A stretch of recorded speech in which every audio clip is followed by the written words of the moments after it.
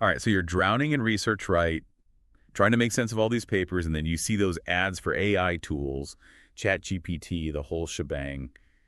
It's tempting, right? Like maybe they can take some of the load off. Yeah, it's a whole new ballgame. And honestly, it's not surprising that journals are scrambling a bit, trying to figure out where AI fits into all of this. Totally. And that's exactly what we're diving into today. Elsevier's guidelines for using AI in academic publishing. They're a pretty big deal, so when they talk, people listen. Huge. I think when Elsevier came out with their guidelines, it was a big moment, like a signal to everyone that the industry's paying attention. This AI thing is here to stay. Right. So for anyone who might not know all the ins and outs of the publishing world, Elsevier, they're one of the top dogs when it comes to academic journals. They publish a ton of research, and their decisions carry a lot of weight. Yeah, their policies influence pretty much everything. What researchers can and can't include in their papers, how those papers get reviewed, it's a big deal. It's like they're setting the rules of the game, and everyone has to play by them. And the thing is, those rules are still being written. So let's just cut to the chase. Can I use some fancy AI to write my research paper for me? Well, hold your horses. It's not quite that simple. Hmm. Elsevier wants to encourage using new technology, but they also have to think about protecting the legitimacy of research. It's a balancing act.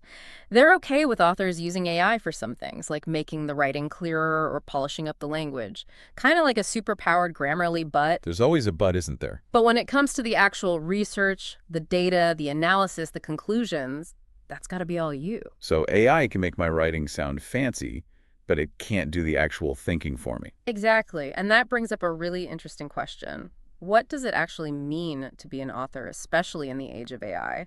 Are you just coming up with the ideas, or are you the one shaping them, refining them, and ultimately taking responsibility for them? That's a big one. And honestly, I bet we'll still be debating that years from now. But for now, Elsevier is pretty clear. An AI tool can't be listed as an author on a paper, because being an author means you have certain responsibility. You got it. You can't exactly send a chatbot to a conference to present research and defend it. It's on the human to vouch for that work. Make sure it's accurate and done with integrity. Okay, so the research itself has to be human-powered. What of the visuals, though? We've got AI generating some pretty amazing images these days. Can researchers use those for figures and illustrations in their papers? That's another tricky one. Elsevier's not messing around when it comes to images. They've got a pretty strict policy about using AI to manipulate images in research papers. Hang on, are you saying I can't even use AI to, like, I don't know, spruce up my graphs a little? Make them pop? Come on, Elsevier? I know, right? It does seem a little strict, but think about it. What if a researcher uses AI to tweak the results on a graph?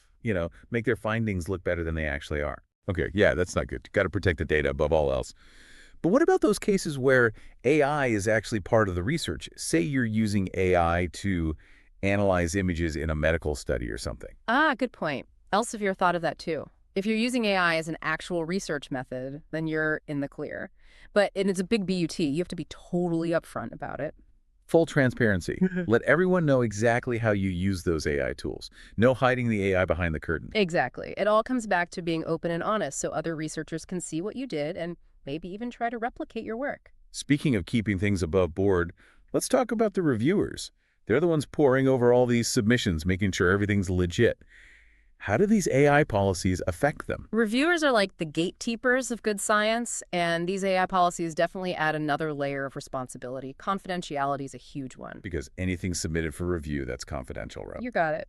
And Elsevier is super clear on this. Reviewers are absolutely not allowed to upload manuscripts to any kind of AI tool, no exceptions.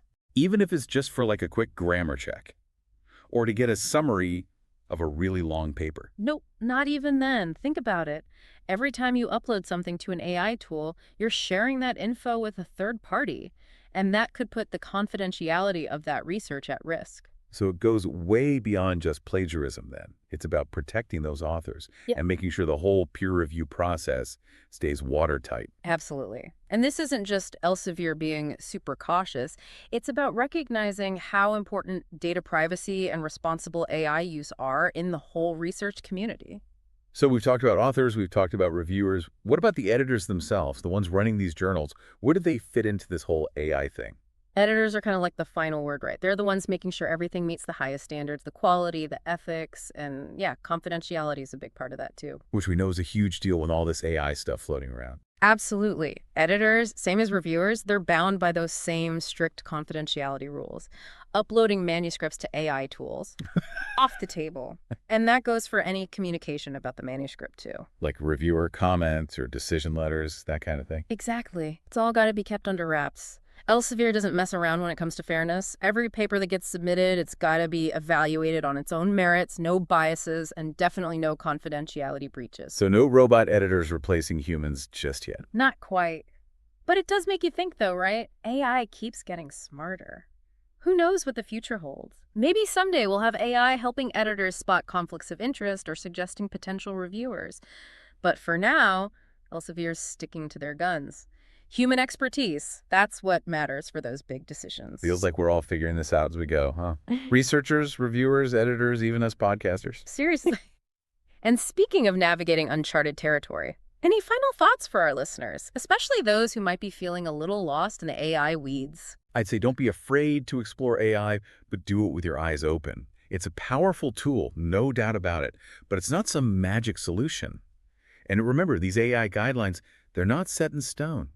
They'll keep changing as AI does, so stay informed, stay engaged. That's the key. Couldn't have said it better myself.